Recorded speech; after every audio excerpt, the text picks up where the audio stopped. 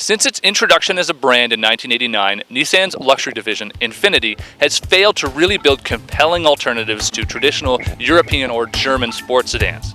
Now that all changed in 1993 with the introduction of the G35, which has quickly become the best alternative to the BMW 3 Series. Since then, however, Infiniti's other letter brands have failed to live up to their promises. Infiniti hopes to change all that with this, the brand new M sedan.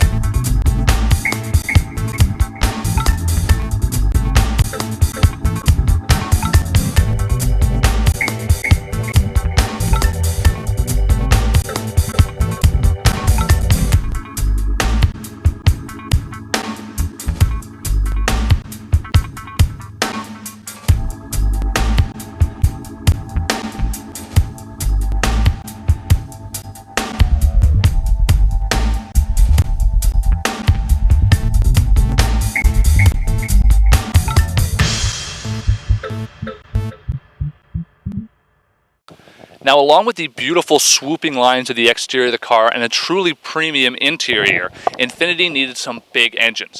And while the base engine in this car is the same as the G37 with a 3.7-liter V6, the Infiniti M56 gets a new 5.6-liter V8 with direct injection technology. It makes 420 horsepower and 417 foot-pounds of torque, which makes it a serious rival to cars like the BMW 550i.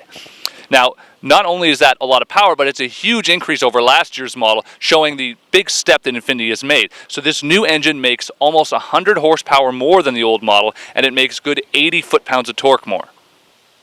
Infiniti gives you the option of either a rear-wheel drive setup or an all-wheel drive setup. Regardless, power makes it to the ground through a 7-speed automatic transmission, which we've praised in the past for being incredibly quick shifting. Now, we do wish there were some paddle shifters in the car, which there aren't. And as for 7-speed transmissions go, well, BMW just come out with an 8-speed, and 8-speed seem to be becoming the norm, with even rumors that Mercedes is going with a 9-speed now. So 7's good, but Infiniti's going to have to probably look to do more in the future. Fuel economy is right on par with competitors at 16 miles per gallon in the city and 25 miles per gallon on the highway. Now, despite the addition of almost 100 horsepower, that's an extra 4 miles per gallon on the highway and the same city fuel economy, which is very impressive. Part of a $3,000 technology package is a lane departure warning system and a blind spot intervention system. Now, what this system will do is not only let you know that you're doing something wrong, but it will actually stop you from doing it. If it senses that you're changing lanes when you shouldn't, it will actually apply a slight bit of brake on the opposite side of the car to pull you back in the lane. As you can see, the interior isn't just nice, it's beautiful. This is a true luxury interior. Infiniti has really done a great job with this. Now, you get all kinds of great luxury options on this on the V8 powered models, like this gorgeous wood trim that we don't normally like wood trim, but this actually has almost a metallic fleck to it. On top of that, there are some great features like the heated and cooled seats, which are very comfortable but also reasonably well bolstered, but not too much. Now, as a brand, Infiniti doesn't just see luxury as the materials you use or the way it's put together. They also see it as the design, and there's a lot of great design in this interior. It's nice and swoopy and has all kinds of creative touches, much like the exterior of the car, which really blends the inside and the exterior together. We absolutely love these door handles. The wood pieces mesh together just perfectly. Right in the middle of the center console is what Infiniti calls the Infiniti Drive Selector.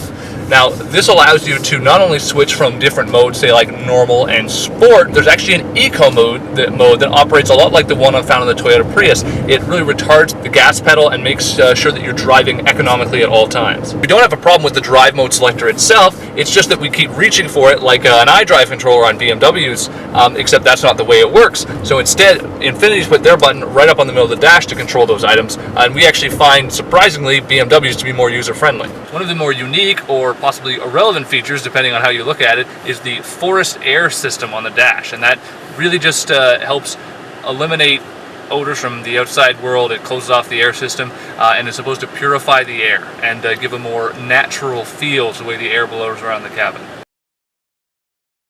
Pricing for Infiniti's new M sedan starts at $46,000 and then rises up to $57,500 for this M56 sedan in rear-wheel drive form.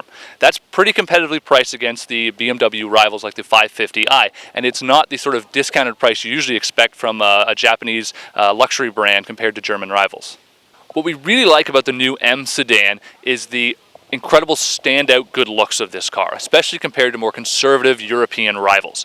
Now that isn't just going for the outside, but also for the interior, where there's a lot of great premium materials, really interestingly designed, like nothing else on the market. The big V8's power is also a definite plus in our books. It really gets this car moving, and it sounds wicked too.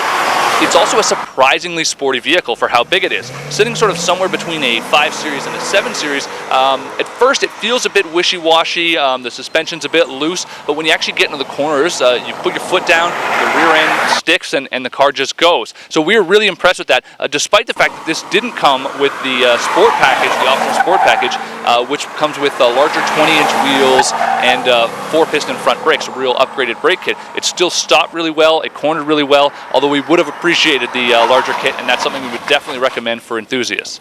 Some areas where we think Infiniti could do a little bit better with the new M would be ergonomics for one. Some of the buttons in the cockpit seem a bit awkwardly placed. It's really hard to reach. Some are real down low, sort of with the shifter right in the middle of them, and other ones are sort of located right behind the steering wheel, which makes them hard to get at. Otherwise, the interior was still exceptional.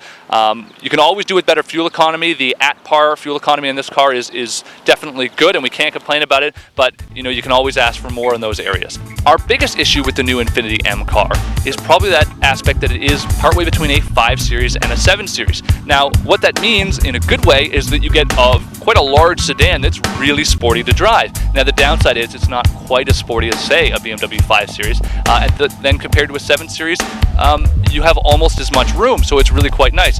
So for those customers who are looking for a vehicle between those two sort of hallmark vehicles in BMW's lineup, well, this might be the perfect ride for you.